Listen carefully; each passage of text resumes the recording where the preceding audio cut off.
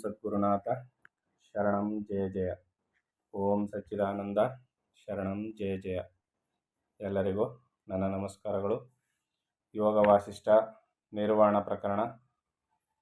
ಈಗ ಭವಿಷ್ಯತ್ತಿನಲ್ಲಿ ಬರ್ತಕ್ಕಂಥ ಭಗವದ್ಗೀತೆಯ ವಿಚಾರವಾಗಿ ವಸಿಷ್ಠರು ರಾಮನಿಗೆ ಉಪದೇಶವನ್ನು ಮಾಡ್ತಾಯಿದ್ರು.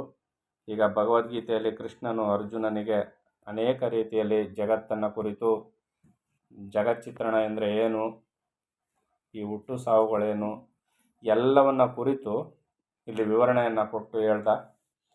ಈಗ ಅರ್ಜುನ ಮಾತನ್ನು ಮುಂದುವರಿಸ್ತಾನೆ. ಅಚ್ಯುತ, ನಿನ್ನ ಪ್ರಸಾದದಿಂದ ಮೋಹವು ಹೋಯಿತು, ಸ್ಮೃತಿಯು ಲಭಿಸಿತು. ಈಗ ಸಂದೇಹವಿಲ್ಲದವನಾದೆನು, ಇನ್ನು ನಿನ್ನ ವಚನವನ್ನು ಪಾಲಿಸುವೆನು.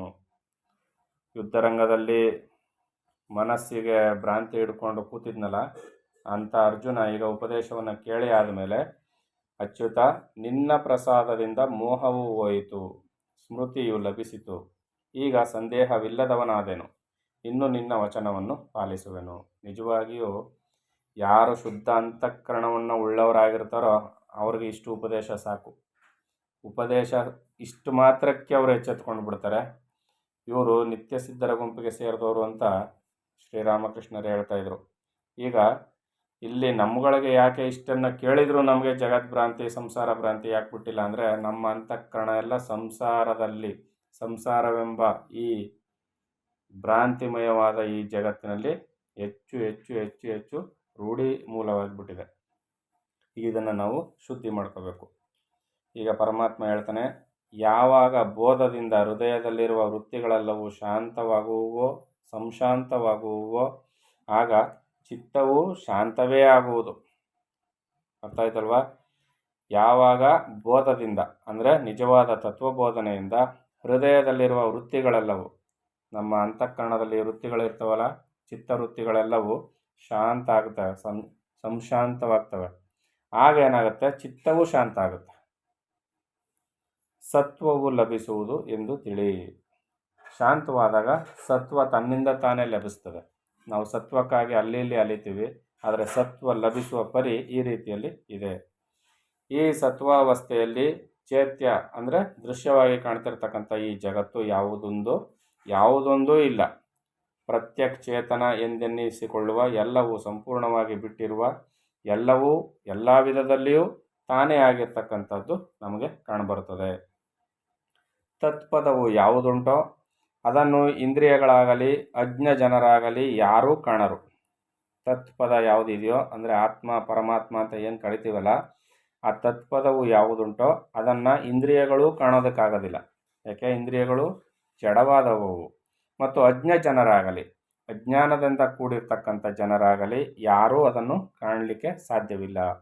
ನೆಲದಿಂದ ಮೇಲಕ್ಕೆ ಆಕಾಶಕ್ಕೆ ಹಾರಿ ಕಣ್ಮರೆಯಾಗುವಷ್ಟು ದೂರಕ್ಕೆ ಹೋದ ಅಕ್ಕಿಯನ್ನು ಯಾರು ಕಾಣಬಲ್ಲರು? ನೆಲದಿಂದ ಮೇಲಕ್ಕೆ ದೂರಕ್ಕೆ ಹಾರಿ ಹೋದ ಅಕ್ಕಿಯನ್ನು, ಈಗ ಸಾಮಾನ್ಯವಾಗಿ ಒಂದು ಹದ್ದು ಆಕಾಶದಲ್ಲಿ ಬಹು ಎತ್ತರಕ್ಕೆ ಹಾರ್ತಾ ಇರ್ತದೆ. ಅದನ್ನು ನಾವು ಹದ್ದು ಮಾತ್ರ ಹಂಗೆ ಹಾರಬಲ್ಲದು ಅಂತ ತಿಳ್ಕೊಂಡು ಅದು ಮೇಲೆ ಹಾರ್ತಾ ಇರೋದು ಹದ್ದು ಅಂತ ಹೇಳ್ತೀವಿ. ಆದರೆ ಅದು ಯಾವ ಬಣ್ಣದಲ್ಲಿದೆ, ಎಷ್ಟು ಗಾತ್ರ ಇದೆ, ಅದು ಕಣ್ಣು, ಮೂಗು, ರೆಕ್ಕೆ ಪುಕ್ಕಗಳು, ಕಾಲುಗಳು ಇವುಗಳನ್ನೆಲ್ಲ ಹೇಗಿದೆ ಅಂತ ವರ್ಣನೆ ಮಾಡೋಕ್ಕೆ ಸಾಧ್ಯ ಇಲ್ಲ ಅಲ್ವಾ? ಆ ರೀತಿಯಲ್ಲಿ ದೂರಕ್ಕೆ ಹೋದ ಅಕ್ಕಿಯನ್ನು ಯಾರು ಕಾಣಬಲ್ಲರು? ಪ್ರತ್ಯಕ್ ಚೇತನವು ಯಾವುದುಂಟೋ ಅದು ಎಲ್ಲವನ್ನು ಪ್ರಕಾಶಗೊಳಿಸುವುದು. ಅದು ಶುದ್ಧವು, ಸಂಕಲ್ಪವು ಯಾವುದೂ ಇಲ್ಲದಷ್ಟು ಆತ್ಮನೇ ತಾನಾದ. ಇದು ಇಂದ್ರಿಯಗಳಿಗೆ ದೂರವಾಗಿ ಅಗಮ್ಯವಾದುದು ಎಂದು ತಿಳಿ. ಯಾವುದು? ತತ್ಪದ ಅಥವಾ ಪರಮಾತ್ಮ. ಸರ್ವಕ್ಕೂ ಅತೀತವಾಗಿ ಆಕಾಶಕ್ಕಿಂತ ಅಚ್ಚವಾಗಿ ಯಾವುದಾದರೊಂದರ ಸಂಪರ್ಕವೂ ಇಲ್ಲದ್ದರಿಂದ ಶುದ್ಧವಾಗಿ ಇರುವ ಆ ಪದವನ್ನು ಆತ್ಮಭಾವನ ಅಲ್ಲದೆ ಇನ್ನು ಯಾವುದನ್ನೂ ಅವಲಂಬಿಸಿದರೂ ಜನರ ದೃಷ್ಟಿಯು ಅಣುವನ್ನು ಹೇಗೆ ನೋಡಲಾರರೋ ಹಾಗೆ ಅಣುವಿಗಿಂತ ಅಣುವಾಗಿರುವುದನ್ನು ನೋಡಲಾಗುವುದಿಲ್ಲ. ಪರಮಾತ್ಮನನ್ನು ನೋಡಬೇಕಾದ್ರೆ ಏನು ಮಾಡಬೇಕು? ಆತ್ಮಭಾವನದಿಂದಲೇ ನೋಡಬೇಕು. ಇದೇ ಸೀಕ್ರೆಟ್. ಮತ್ತು ಪರಮಾತ್ಮನನ್ನು ಹೇಗೆ ಕಾಣೋದು, ಅರ್ಥಕೊಳ್ಳೋದು ಅಂದ್ರೇನು, ಕಾಣೋದು ಅಂದ್ರೇನು, ದರ್ಶನ ಮಾಡೋದು ಅಂದ್ರೇನು ಅಂದರೆ ಆತ್ಮಭಾವನೆಯಿಂದ ತಿಳಿಯಬೇಕೇ ಹೊರತು ಬೇರೆ ಯಾವ ದೃಷ್ಟಿಯನ್ನು ಅವಲಂಬಿಸಿದರೂ ಕೂಡ ಪರಮಾತ್ಮನನ್ನು ತಿಳಿಯಲಿಕ್ಕೆ ಸಾಧ್ಯವಿಲ್ಲ. ಯಾವುದನ್ನು ಹೊಂದಲು ಘಟಪಟಾದಿ ಸಮಸ್ತವು ಕ್ಷೀಣವಾಗಿ ಹೋಗುವುದೋ ಆ ಪರಮಪದವು ಲಭಿಸಿದಾಗ ಅಲ್ಲಿ ಅಲ್ಪವಾದ ವಾಸನೆಯು ಏನು ತಾನೇ ಮಾಡಬಲ್ಲದು? ಯಾವುದನ್ನು ಹೊಂದಲು ಘಟಪಟಾದಿ ಸಮಸ್ತವು ಅಂದರೆ ಘಟ ಪಟ ಶರೀರ ಮತ್ತು ಪಟ ಈಗ ಏನು ಉದಾಹರಣೆಯನ್ನು ಕೊಡ್ತಾ ಇದ್ವಲ್ಲ, ಸಮಸ್ತವು ಕ್ಷೀಣವಾಗಿ ಹೋಗುವುದು, ಸಂಸಾರ ಕ್ಷೀಣವಾಗಿ ಹೋಗ್ತವೆ. ಆ ಪರಮ ಪದವು ಲಭಿಸಿದಾಗ ಯಾವಾಗ ನಾವು ಆತ್ಮಜ್ಞಾನವನ್ನು ಪಡ್ಕೊಳ್ತೀವೋ ಆಗ ವಾಸನೆಯು ಅಲ್ಪವಾದ ಆಸನೆ ಏನು ತಾನೇ ಮಾಡಬಲ್ಲದು? ಅಲ್ಪವಾದ ವಾಸನೆ ಅಲ್ಪವಾದದ್ದು, ಅದು ಏನು ಮಾಡಬಲ್ಲದು ಅದು ಅಂತ. ಬೆಂಕಿಯ ಬೆಟ್ಟಕ್ಕೆ ಹೋದ ಹಿಮಲೇಶವು ಹೇಗೆ ಹೆಸರಿಲ್ಲದೆ ಅಡಗಿ ಹೋಗುವುದೋ ಹಾಗೆಯೇ ಶುದ್ಧವಾದ ಚಿತ್ತತ್ವವನ್ನು ಹೊಂದಿ ಅವಿದ್ಯೆಯು ನಿರ್ನಾಮವಾಗಿ ಹೋಗುವುದು. ಬೆಂಕಿಯ ಬೆಟ್ಟಕ್ಕೆ, ಬೆಂಕಿ ಅಂದರೆ ಮೊದಲೇ ಅದು ಸುಡ್ತಾ ಇರ್ತದೆ, ಏನು ಬಂದರೂ ಸುಟ್ಟಾಕುತ್ತೆ. ಅಂಥದ್ರಲ್ಲಿ ಒಂದು ಬೆಟ್ಟವೇ ಬೆಂಕಿಯಾಗಿ ಉರಿತಾ ಇದೆ ಅಂತ ಇಟ್ಕೊಳ್ಳೋಣ. ಆ ಬೆಂಕಿಯ ಬೆಟ್ಟಕ್ಕೆ ಹೋದ ಹಿಮಲೇಶವು, ಹಿಮದ ಲೇಷ, ಒಂದು ಮಂಜಿನ ಹನಿ ಬೆಂಕಿ ಬೆಟ್ಟದಾಕಾರದಲ್ಲಿ ಉರಿತಾ ಇರುವ ಬೆಂಕಿ ಒಳಗೆ ಹಿಮದ ಲೇಷ ಹೋದರೆ ಏನಾಗುತ್ತೆ? ಅದು ಏಳಗೆ ಹೆಸರಿಲ್ಲದಂಗೆ ಆಗೋಗುತ್ತೆ, ಹೌದು ತಾನೆ? ಕರಗಿ ಹೋಗುತ್ತೆ, ಅದು ಏನಾಯಿತು ಅಂತ ಗೊತ್ತಿರೋದಿಲ್ಲ. ಏಳ ಹೆಸರಿಲ್ಲದೆ ಅಡಗಿ ಹೋಗುವುದೋ ಹಾಗೆಯೇ ಶುದ್ಧವಾದ ಚಿತ್ತತ್ವವನ್ನು ಹೊಂದಿ ಅವಿದ್ಯೆಯು ನಿರ್ನಾಮವಾಗಿ ಹೋಗುವುದು. ಅವಿದ್ಯೆ ಅಂತಕ್ಕಂಥದ್ದು ಶುದ್ಧ ಅಂತಃಕರಣದಲ್ಲಿ ಕಿಂಚಿತ್ತೂ ಉಳಿಯೋದಿಲ್ಲ. ಆದರೆ ಇಲ್ಲಿ ಚಿತ್ತಶುದ್ಧಿಯೇ ಮುಖ್ಯ. ನಿರ್ಮಲವಾದ ಅಂತಃಕರಣವನ್ನು ಮಾಡಬೇಕು, ಶುದ್ಧ ಅಂತಃಕರಣವನ್ನು ಮಾಡಬೇಕು. ಅದಕ್ಕೆ ಸಾಧನೆ ಬೇಕು. ಭೋಗದಲ್ಲಿ ಭುಂಜಿಸುವ ಧೂಳು ಹಿಡಿದು ತುಚ್ಛವಾಗಿರುವ ಈ ವಾಸನೆಯಲ್ಲಿ ಜಗತ್ತುಗಳನ್ನೆಲ್ಲ ತುಂಬಿರುವ ಚಿತ್ತತ್ವವೆಂಬ ಮಹಾತತ್ವವೆಲ್ಲಿ? ಹೌದಾನೆ? ಭೋಗದಲ್ಲಿ ಬಂಧಿಸುವ ಧೂಳು ಹಿಡಿದು ತುಚ್ಛವಾಗಿರುವ ಈ ವಾಸನ ಎಲ್ಲಿದು? ತುಚ್ಛವಾಗಿರ್ತಕ್ಕಂಥದ್ದು ಇದು, ನಮ್ಮನ್ನು ಸಂಸಾರ ಬಂಧನದಲ್ಲಿ ಸಿಕ್ಕಿಸಿರ್ತಕ್ಕಂಥದ್ದು, ತುಚ್ಛವಾದದ್ದು, ಧೂಳಿನಿಂದ ಮುತ್ಕೊಂಡಿರ್ತಕ್ಕಂಥದ್ದು ಇದು. ಈ ವಾಸನೆಯಲ್ಲಿ ಜಗತ್ತುಗಳನ್ನೆಲ್ಲ ತುಂಬಿರುವ ಚಿತ್ತತ್ವವೆಂಬ ಆ ಮಹಾತತ್ವ ಎಲ್ಲಿ? ಹೌದಲ್ವಾ? ಆ ಮಹಾವಾತ ಎಲ್ಲಿ? ಎಲ್ಲಿಯವರೆಗೆ ಶುದ್ಧನಾದ ಸ್ವಾತ್ಮನು ಆತ್ಮನಿಂದಲೇ ಸಂಪರಿಜ್ಞಾತನಾಗುವುದಿಲ್ಲವೋ ಅಲ್ಲಿಯವರೆಗೂ ನಾನಾ ಆಕಾರಗಳಿಂದ ವಿಕಾರಗೊಳ್ಳುತ್ತಿರುವ ಈ ಅವಿದ್ಯೆಯು ಮೆರೆಯುವುದು. ಅವಿದ್ಯೆ ಎಲ್ಲಿವರೆಗೂ ಮೆರೀತದೆ ಅಂದರೆ, ಎಲ್ಲಿವರೆಗೆ ಶುದ್ಧನಾದ ಸ್ವಾತ್ಮನು ಆತ್ಮನಿಂದಲೇ ಸಂಪರಿಜ್ಞಾತವಾಗುವುದಿಲ್ಲವೋ, ಶುದ್ಧನಾಗಿ ತಾನೆನ್ನುವುದನ್ನು ತಿಳಿದುಕೊಳ್ಳುವುದಿಲ್ಲವೋ ಅಲ್ಲಿಯವರೆಗೂ ನಾನಾ ಆಕಾರಗಳಿಂದ ವಿಕಾರಗೊಳ್ಳುತ್ತಿರುವ ಈ ಅವಿದ್ಯೆಯನ್ನು ಮರೆ ಮಾಡಲಿಕ್ಕೆ ಆಗೋದೇ ಇಲ್ಲ. ಆಕಾಶದಂತೆ ಇರುವ ಈ ಆತ್ಮವು ಎಲ್ಲವನ್ನೂ ತುಂಬಿರುವುದು ಎಂಬುದು ಅರಿವಾದರೆ, ಗೊತ್ತಾಯ್ತಲ್ವಾ? ಸಮಸ್ತವಾದ ದೃಷ್ಟಿಗಳು ಕ್ಷೀಣವಾಗುವು, ಸ್ವಚ್ಛತೆ ಒಂದೇ ಒಂದು ಉಳಿಯುವುದು. ಮೊದಲಿನಿಂದ ಕೊನೆಯವರೆಗೆ ಇರುವ ಆಕಾರಗಳೆಲ್ಲವೂ ಯಾವುದರ ರೂಪವೋ, ಯಾವುದು ಈ ರೂಪಗಳೊಂದನ್ನು ಪಡೆದಿಲ್ಲವೋ ಅದು ವಾಕ್ಯಗೆ ಅತೀತವಾದ ಸೂಕ್ಷ್ಮ ರೂಪವುಳ್ಳ ವಸ್ತು. ಅದನ್ನು ಹೀಗೆಂದು ಹೇಳಲು ಯಾರಿಗೆ ಸಾಧ್ಯ? ಪರಮಾತ್ಮನನ್ನು ಹೀಗೇ ಸರಿ ಅಂತ ವರ್ಣನೆ ಮಾಡೋಕ್ಕೆ ಯಾರಿಂದಲೂ ಸಾಧ್ಯವಿಲ್ಲ.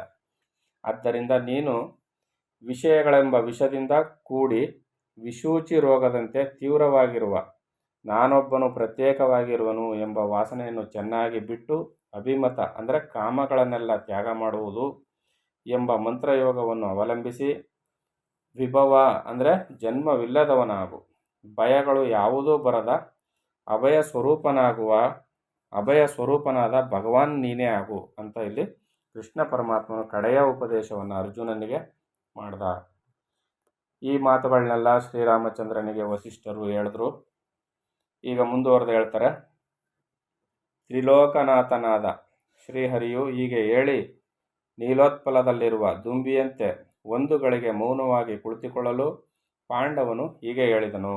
ಕೃಷ್ಣ ಪರಮಾತ್ಮನು ಈ ರೀತಿಯಲ್ಲಿ ಉಪದೇಶ ಮಾಡಿ ಆದಮೇಲೆ ಕೃಷ್ಣನು ಮೌನವನ್ನು ಆವರಿಸಿದಾಗ ಅರ್ಜುನ ಈ ರೀತಿಯಲ್ಲಿ ಹೇಳ್ತಾನೆ. ಏನು ಹೇಳ್ತಾನೆ ಅಂದರೆ, ಎಲೈ ಭಗವಂತನೇ, ನನ್ನ ಬುದ್ಧಿಯು ಈಗ ಸಮಸ್ತ ಶೋಕಭಾರವನ್ನು ನೀಗಿಕೊಂಡು ಶ್ರೇಷ್ಠವಾದ ನಿನ್ನ ಉಪದೇಶದಿಂದ ಸೂರ್ಯನಿಂದ ಪ್ರಬೋಧಿತವಾದ ಕಮಲಿನಿಯಂತೆ ಪ್ರಬೋಧಿತವಾಯಿತು. ಅರ್ಜುನ ಹೇಳ್ತಾರ ಮಾತು. ಹೀಗೆಂದು ಹೇಳಿ ಶ್ರೀಕೃಷ್ಣ ಸಾರಥಿಯಾದ ಗಾಂಡೀವಿಯು ಗತಸಂದೇಹನಾಗಿ ರಣಲೀಲೆಯನ್ನು ಮಾಡುವನು. ಈ ರೀತಿಯಲ್ಲಿ ಅನುಮಾನವನ್ನು, ಭ್ರಾಂತಿಯನ್ನು ಪರಿಹಾರ ಮಾಡಿಕೊಂಡಂಥ ಅರ್ಜುನ ಗಾಂಡೀವಧಾರಿಯಾಗಿ ಅಂದರೆ ಗಾಂಡೀವವನ್ನು ಹಿಡಿದು ಗತಸಂದೇಹನಾಗಿ ರಣಲೀಲೆಯನ್ನು ಮಾಡುವನು. ಈ ರೀತಿಯಲ್ಲಿ ಕುರುಕ್ಷೇತ್ರ ಯುದ್ಧದಲ್ಲಿ ಯುದ್ಧವನ್ನು ಮಾಡ್ತಾನೆ. ರಣಲೀಲೆಯನ್ನು ಮಾಡುವನು ಅಂತಂದರೆ ಆ ಯುದ್ಧ ಅಂತಕ್ಕಂಥದ್ದು ಒಂದು ಲೀಲೆ ಆಗಿಬಿಡ್ತದೆ ಅರ್ಜುನನಿಗೆ. ಆಗ ಈ ರೀತಿಯಲ್ಲಿ ಭವಿಷ್ಯದಲ್ಲಿ ಕುರುಕ್ಷೇತ್ರ ಯುದ್ಧವನ್ನು ಅರ್ಜುನನೆಂಬುವನು ಮಾಡ್ತಾನೆ ಅಂತ ಇಲ್ಲಿ ಹೇಳ್ತಾರೆ. ಅರ್ಜುನನು ಗಜ, ವಾಜಿ, ಸಾರಥಿ, ರಥಿಗಳನ್ನು ಒಡೆದು ಕೆಡವಿ ಹರಿಯುವ ಅವರ ರಕ್ತದಿಂದ ಭೂಮಿಯೆಲ್ಲವೂ ಒಂದು ಮಹಾನದಿಯಂತೆ ಆಗುವಂತೆಯೂ ಬಾಣಗಳ ಗುಂಪಿನಿಂದ ಎದ್ದ ಧೂಳು ಮುಚ್ಚಿಕೊಂಡು ಸೂರ್ಯನೆಂಬ ಕಣ್ಣನ್ನು ಆಕಾಶವು ಮುಚ್ಚಿಕೊಳ್ಳುವಂತೆಯೂ ಮಾಡುವನು. ಈ ರೀತಿಯಲ್ಲಿ ಘನಘೋರವಾದ ಯುದ್ಧ ನಡೀತದೆ ರಾಮ ಭವಿಷ್ಯತ್ತಿನಲ್ಲಿ ಅಂತ ಕೃಷ್ಣಾರ್ಜುನರ ಸಂವಾದ ಮತ್ತು ಕುರುಕ್ಷೇತ್ರದ ಯುದ್ಧದ ಒಂದು ಫಲಿತಾಂಶವನ್ನು ಕೂಡ ತ್ರೇತಾಯುಗದಲ್ಲಿಯೇ ಶ್ರೀರಾಮಚಂದ್ರನಿಗೆ ವಸಿಷ್ಠರು ಹೇಳಿದ್ರು. ಇನ್ನು ಮುಂದೆ ಏನಾಗುತ್ತೆ ಅಂತ ಮುಂದಿನ ಆಡಿಯೋದಲ್ಲಿ ನೋಡೋಣ. ಎಲ್ಲರಿಗೂ ಒಳ್ಳೆಯದಾಗಲಿ. ಓಂ ಸದ್ಗುರುನಾಥ ಶರಣಂ ಜಯ ಜಯ. ಓಂ ಸಚ್ಚಿದಾನಂದ ಶರಣಂ ಜಯ ಜಯ. ಹರಿ ಓಂ ತತ್ಸತ್. ಹರಿ ಓಂ ತತ್ಸತ್. ಹರಿ ಓಂ ತತ್ಸತ್.